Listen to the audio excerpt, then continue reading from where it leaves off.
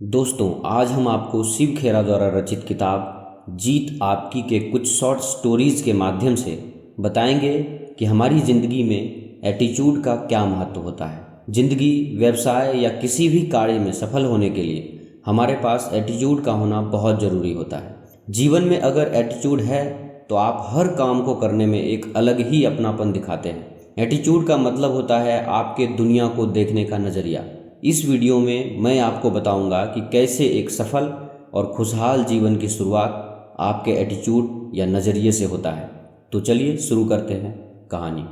एक आदमी मेले में गुब्बारे बेचकर गुजर बसर करता था।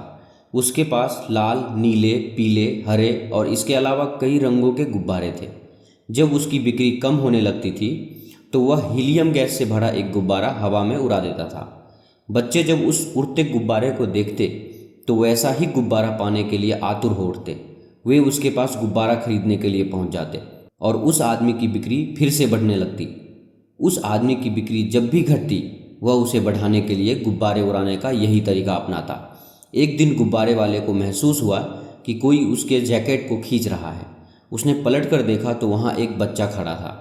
बच्चे ने उससे पूछा, अगर आप हवा में किसी काले गुब्बारे को छोड़े तो क्या वह भी उड़ेगा? बच्चे के इस सवाल ने गुब्बारे वाले के मन को छू लिया। बच्चे की ओर मुड़कर उसने जवाब दिया, बेटे, गुब्बारा अपने रंग की वजह से नहीं बल्कि उसके अंदर भरी गैस की वजह से उड़ता है। हमारी ज़िंदगी में भी यही उसूल लागू होता है। अहम चीज़ हमारी अंदरूनी शख्सियत है। हमारी अंदरूनी शख्सियत की वजह से हमारा जो नज़रिया बनता है वही हमें ऊपर उठाता है। हार्वर्ड विश्वविद्यालय के विलियम जेम्स का कहना है, हमारी पीढ़ी की सबसे बड़ी खोज यह है कि इंसान अपना नज़रिया बदलकर अपनी ज़िंदगी को बदल सकता है। लेखक कहते हैं कि हमारा नज़रिया हमें कामयाबी दिलाता है। हार्वर्ड विश्वविद्यालय द्वारा कराए गए एक अध्ययन के मुताबिक 85% मौक़ों पर किसी इंसान को नौकरी या तरक्की उसके नज़रिए की वजह से मिलती है, जबकि अक्लमंदी या ख़ास तथ्यों और आंकड़ों की जानकारी की वजह से केवल 15% मौक़ों पर ही मिलती है। ताज्जुब की बात है कि ज़िंदगी में कामयाबी दिलाने वाले तथ्यों और आंकड़ों की केवल 15% हिस्सेदारी होती है, पर शिक्षा के मद की सारी रकम इन्हीं चीज़ों को पढ़ाने में खर्च की जाती है। अंग्रेजी भाषा में एटीट्यूड, नज़रिया, सबसे महत्वपूर्ण लफ्ज़ है।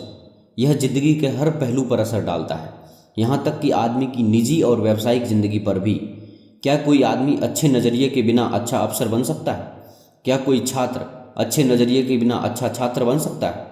क्या माँ बाप, शिक्षक, सेल्समैन, मालिक या कर्मचारी अच्छे नज़रिए के बगैर अपना किरदार अच्छी तरह से निभा सकते हैं? हमारा क्षेत्र चाहे जो हो, कामयाबी की बुनियाद तो नज़रिया ही है। अगर कामयाब होने के लिए नज़रिए की इतनी अहमियत है तो क्या हमें ज़िंदगी के बारे में अपने नज़रिए की जांच परख नहीं करनी चाहिए? और क्या हमें खुद से यह सवाल नहीं करना चाहिए कि हमारा नज़रिया हमारे मकसद पर कैसे असर डाल सकता है? इसे चलिए एक और कहानी से समझते हैं। हीरों से भरा खेत। हाफिज अफ्रीका का एक किसान था। वह अपनी ज़िंदगी से खुश और संतुष्ट था। हाफिज खुश इसलिए था कि वह संतुष्ट था। वह संतुष्ट इसलिए था क्योंकि वह खुश था। एक दिन एक अक्लमंद आदमी उसके पास आया। उसने हाफिज को हीरों के महत्व और उनसे जुड़ी ताकत के बारे में बताया। उसने हाफिज से कहा, अगर तुम्हारे पास अंगूठे जितना भी बड़ा हीरा हो तो तुम पूरा शहर खरीद सकते हो, और अगर तुम्हारे पास मुट्ठी जितना बड़ा हीरा हो तो तुम अपने लिए शायद पूरा देश खरीद लो। वह अक्लमंद आदमी इतना कहकर चला गया। उस रात हाफिज सो नहीं सका। वह असंतुष्ट हो चुका था, इसलिए उसकी खुशी भी खत्म हो चुकी थी। दूसरे दिन सुबह होते ही हाफिज अपने खेतों को बेचने और अपने परिवार की देखभाल का इंतजाम किया और हीरे की खोज के लिए रवाना हो गया। वह हीरों की खोज में पूरे अफ्रीका में भटकता रहा पर उन्हें पा नहीं सका। उसने उन्हें यूरोप में भी ढूंढा पर वे उसे वहाँ भी नहीं मिले। स्पेन पहुँचते पहुँचते वह मानसिक, शारीरिक और आर्थिक स्तर पर पूरी तरह टूट चुका था। वह इतना मायूस हो चुका था कि उसे बार्सिलोना नदी में वह इतना मायूस हो चुका था कि उसने बार्सिलोना नदी में कूदकर खुदकुशी कर ली।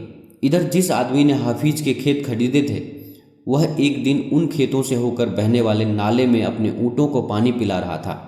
तभी सुबह के वक्त उग रहे सूरज की किरणें नाले के दूसरी ओर पड़े एक पत्थर पर पड़ी और वह इंद्रधनुष की तरह जगमगा उठा। यह सोचकर कि वह पत्थर उसकी बैठक में अच्छा दिखेगा, उसने उसे उठाकर अपनी बैठक में सजा दिया। उसी दिन दोपहर में हाफिज को हीरो के बारे में बताने वाला आदमी खेतों के नए मालिक के पास आया। उसने उस जगमगाते हुए पत्थर को देखकर पूछा, क्या हाफिज लौट आया? नए मालिक ने जवाब दिया, नहीं, लेकिन आपने यह सवाल क्यों पूछा? अक्लमंद आदमी ने जवाब दिया, क्योंकि यह हीरा है, मैं उन्हें देखते ही पहचान जाता हूँ। नए मालिक ने कहा, नहीं, यह तो महज एक पत्थर है, मैंने इसे नाले के पास से उठाया है, आइए मैं आपको दिखाता हूँ। वहाँ पर ऐसे बहुत सारे पत्थर पड़े हुए हैं। उन्होंने वहाँ से नमूने के तौर पर बहुत सारे पत्थर उठाए और उन्हें जांचने पर रखने के लिए भेज दिया।